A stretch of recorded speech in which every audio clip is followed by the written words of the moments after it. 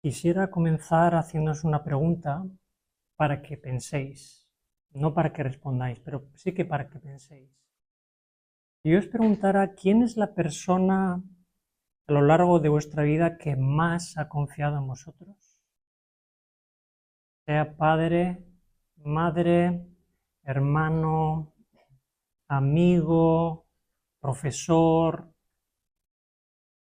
¿podríais pensar en alguien? ¿Todos podríais pensar en alguien? El ser humano necesita que alguien confíe en él, porque eso da seguridad.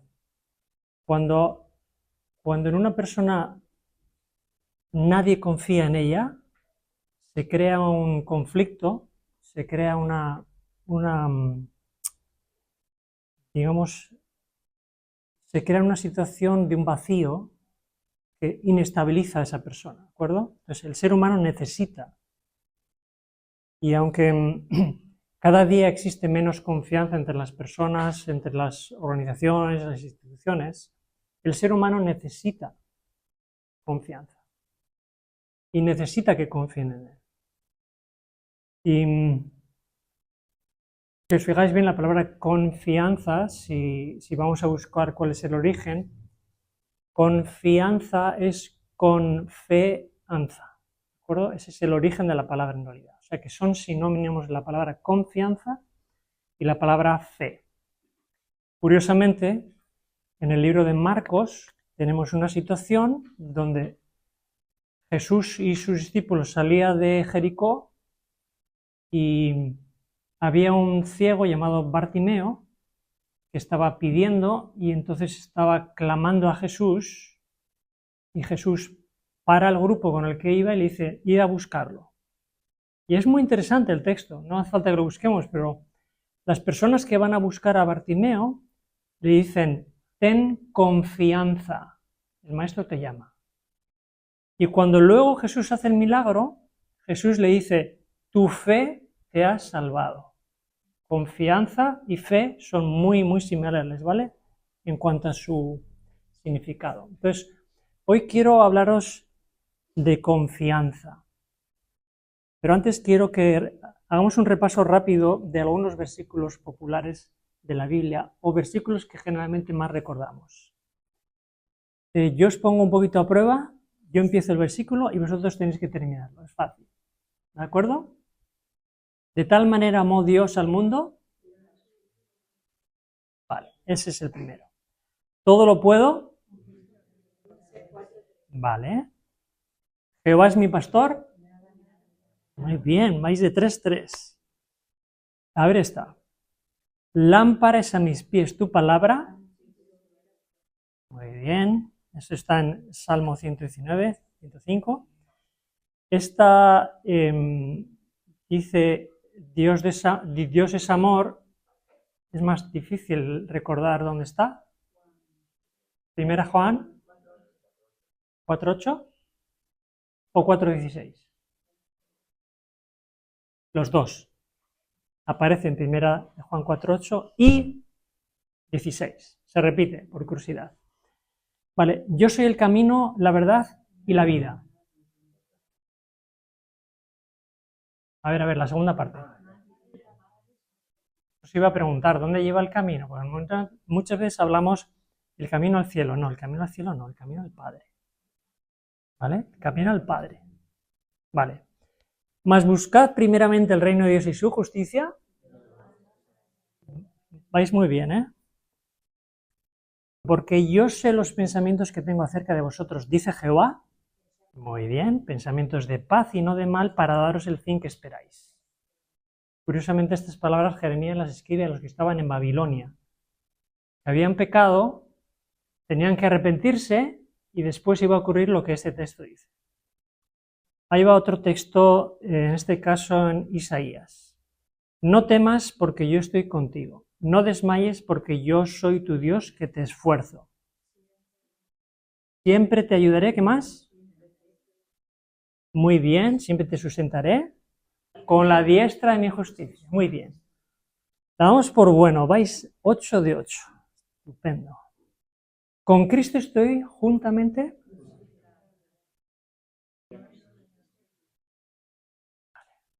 El último, enseñándoles que guarden todas las cosas que os he mandado. Bueno, la verdad que tenía que haber leído al revés. Leo como yo quería haber leído. Yo estoy con vosotros todos los días hasta el fin del mundo. Pero primero hay que enseñarles. Y el texto anterior dice que id, bautizad en el nombre del Padre, del Hijo y del Espíritu Santo. Pero a veces se nos queda la idea de Jesús está con nosotros todos los días hasta el fin. Sí, si has pasado por el proceso, ¿de acuerdo? Vale, 10 versículos, muy bien, habéis acertado los 10 prácticamente. Lo que ocurre, especialmente con uno de los versículos, habéis hecho algo que es muy común hacer, ¿vale? Porque normalmente hablamos de un versículo y nos quedamos con la idea principal. Pero a veces descartamos la otra idea de un versículo. Muchos versículos en la Biblia tienen dos ideas insertadas en el mismo versículo. Nos quedamos con la que más nos gusta, pero la otra nos olvidamos de ella. Es como si cortáramos un cuadro.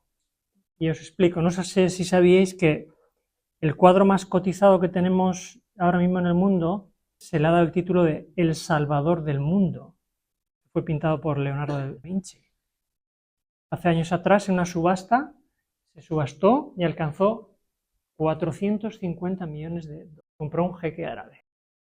No tendría ningún sentido que en la subasta dijeran, bueno, nos lo repartimos, cortamos por la mitad, te llevas la mitad y yo me llevo la mitad, ¿verdad? No tiene sentido, por el valor que tiene. Pero a veces nosotros cuando leemos la palabra, cortamos por la mitad un versículo, nos quedamos con una idea, dejamos a un lado la otra y no podemos entender ese versículo si no tenemos las dos partes. Y hoy vamos a hablar precisamente de eso. Hoy vamos a hablar de la confianza de la que nadie habla, de la parte de un versículo que habéis cortado y que está ahí también para poder entenderlo mejor. Que mi intención es que un solo versículo podamos entenderlo mejor y podamos recordarlo siempre, porque es súper, súper importante. Vamos a hacer algo diferente que lo que se hace cuando se predica. Generalmente cuando se predica decía, vamos a buscar en las Biblias este versículo, yo no os voy a hacer buscar porque no quiero que sepáis dónde está. Quiero manteneros con la intriga. Vamos a leerlo al final. Pero el versículo, escuchar bien y a ver si os suena, dice esto. Escuchad con atención, ¿eh? Jesús tuvo fe en mí, me amó y dio su vida por mí. No hablamos de yo tener fe en Jesús. Repito, Jesús tuvo fe en mí y como tuvo fe, me quiso amar y venir a buscarme y morir en la cruz. ¿Alguna vez habéis oído esta idea? ¿O os suena nuevo? No hace falta que lo digáis, sí o no solamente. ¿Os suena un poco nuevo esto? Generalmente, casi siempre cuando se habla de fe, nosotros tener fe en Dios. Pero aquí lo que se está diciendo es Dios tener fe en nosotros, que es lo contrario. El justo por la fe se salvará, tenemos un texto en Romanos y tenemos decenas y decenas de textos que hablan de la fe que nosotros tenemos que ejercer. Pero este texto, que es parte de uno de los versículos que habéis mencionado, dice que Jesús tuvo fe en mí, me amó y dio su vida por mí. Jesús tuvo fe y cuando dice que me amó es tal cual, porque justamente en el mismo libro hay un texto que dice que en Cristo Jesús la fe obra por el amor. No podemos separar la fe y el amor. Las dos cosas van juntas. Cuando yo tengo fe en alguien, yo tengo que mostrar la fe con amor. Van unidas las dos cosas. Y es lo que dice el texto, de hecho. Y fijaros que si yo tengo fe y amor, también tengo que tener la disposición de sufrir por la persona por la que amo, ¿sí o no? Se supone que es lo que Jesús hizo por mí. Y la meta del texto la última idea del texto dice así: Jesús tuvo fe en mí, me amó y dio su vida por mí, dice el texto, para vivir en mí. O sea, que la meta no es solo que Jesús tenga fe en mí y que haya dado su vida por mí. La meta que Jesús tenía cuando pensó en ti o en ti o en ti, o en cualquiera de los que estamos aquí, es, voy a tener fe en esta persona, voy a expresarle amor, voy a ir a la tierra a sufrir, porque algún día me gustaría vivir en esa persona. Esa es la meta que Dios tiene para nosotros. Como dice Colosenses 1:28, Cristo en nosotros la esperanza de gloria. Dicho de otra forma, lo que ese texto quiere decir es que si nadie cree en ti, Dios cree en ti. Dios nos ha dejado ese texto ahí para que cuando tengamos momentos de crisis, pensemos que ni padre, ni hermano, ni mi madre, ni el vecino, ni nadie cree en mí, Dios cree en ti. Dios tiene fe en ti. Porque va a haber momentos, no sé si los habéis pasado ya esos momentos, va a haber un momento en vuestra vida en el que nadie cree en vosotros. Y este texto del que estamos hablando dice que Jesús tuvo fe en mí y en ti, y en cualquiera de los que estamos aquí, y que vino a la tierra para que un día Él pueda morar en mi corazón. Así que, si nadie cree en ti, Dios cree en ti. Y a Dios no le importa cuántos fracasos hayamos tenido en nuestras vidas, no le importa cuántos defectos tengamos. No quiere decir que Dios lo justifique, pero Dios no está determinado en su fe por los defectos que yo tenga. Dicho de otra forma, Dios quiere que, a pesar de mis defectos, a pesar de mis debilidades, Él quiere y ha dado su vida por mí porque tiene fe en mí. Tiene fe para que algún día yo pueda mostrar su carácter. Algún día. Y la pregunta que yo os hago es, si Jesús tiene fe en mí, ¿tengo yo que tener fe en la misma fe que tiene Jesús? Si Jesús tiene fe en que algún día Él va a morar en mi corazón y yo voy a reflejar su carácter, ¿no tendré yo que tener la misma fe que Él tiene por mí? La siguiente pregunta es, ¿la tenemos? Os digo algo, yo creo que no podemos tenerla hasta que descubrimos que Él sí la tiene. Si Él la tiene, yo tengo que tenerla también. Si no la tuviera, yo no tengo por qué tener fe, obviamente, ¿no? Pero es que Él la tiene. Y si Él la tiene y es más sabio y es omnipotente y lo conoce todo, sabe que existe la posibilidad de que eso se pueda llevar a cabo. Si entendiéramos este mensaje, todos nuestros problemas de autoestima se evaporarían. Las personas con baja autoestima, si entendieran que Jesús tiene fe en ellas, subiría su autoestima para no tener baja autoestima. Y los que tienen demasiada autoestima, que es otro problema, pensarían que en realidad el poder no viene de ellos ni de lo que ellos hacen. Nada de lo que hacemos viene por nuestro poder.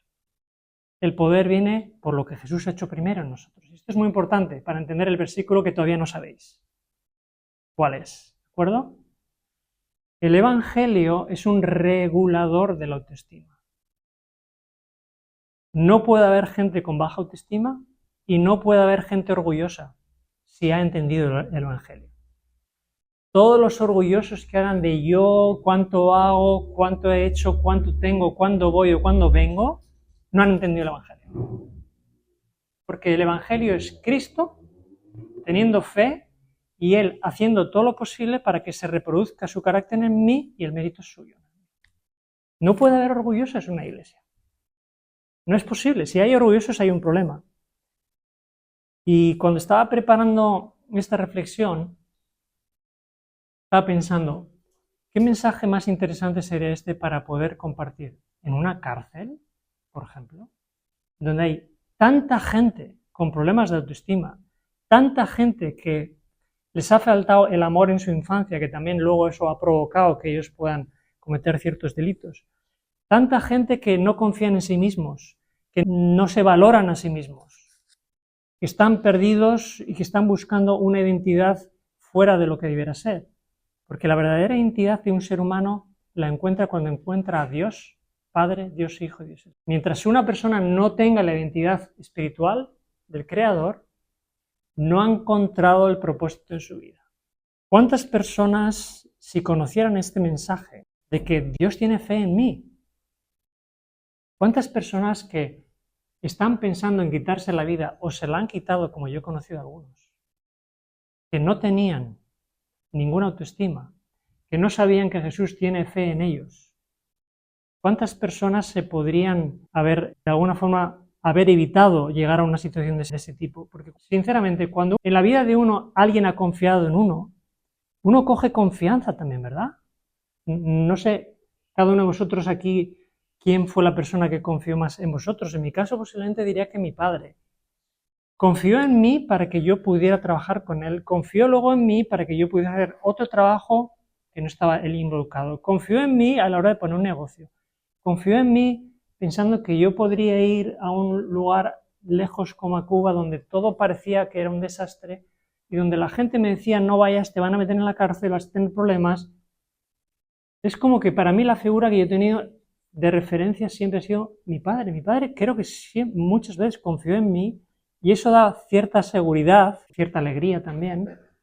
Entonces, el texto este, que para mí, si os soy muy sincero, lo he descubierto recientemente, porque siempre lo que yo he hecho es cortar el texto, me quedo con la primera parte, pero no sigo leyendo. Y me había dejado la parte más importante, que es esta. Porque la primera parte es la parte de lo que Dios hace por mí o en mí, cuando antes de eso Dios tiene que hacer algo sin mí. Cuando Jesús dio su vida por mí, yo no estaba presente. ¿Cuál es el texto? Donde Jesús dice que tiene fe, nos ama, se entregó y dio su vida por nosotros, que es el último propósito. Por cierto, si no lo sabíais, hay un texto paralelo un poquito en el Antiguo Testamento también, que habla en Isaías 43, 7, se habla de todos los llamados de mi nombre para gloria mía los he creado, los formé y los hice. ¿Vale? Cada ser humano ha sido creado y formado para gloria de él. Es el propósito que Dios tiene para nosotros. Vale, entonces, ¿cuál es el texto? De los 10 que yo os he dicho, donde está incluido esto y que nos hemos dejado. ¿Sabéis cuál de los 10 es?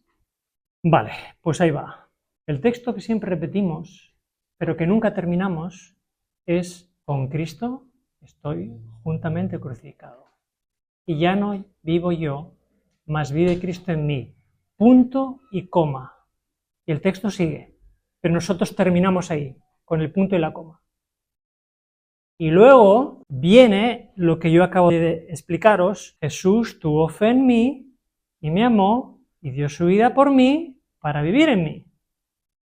Y no se puede conseguir estar viviendo con Cristo crucificado si primero no ocurre que Jesús tiene fe, amor, sufrimiento y da la vida por mí. O sea, es primero la labor que Jesús hace, yo entenderla, comprender que Él tiene fe en mí para que luego pueda ocurrir en mí. No podemos pensar: con Cristo estoy juntamente crucificado y ya no vivo yo, más Cristo está en mí. Si no hemos entendido primero que Jesús tuvo fe en mí antes de que eso ocurra. En realidad, para mí, para mi gusto humano, yo hubiera revertido las dos ideas. Jesús tuvo fe en mí, dio amor, sufrió, dio su vida, y entonces yo, después de haber creído eso, me creo que Cristo vive en mí y que puedo llegar a ser crucificado.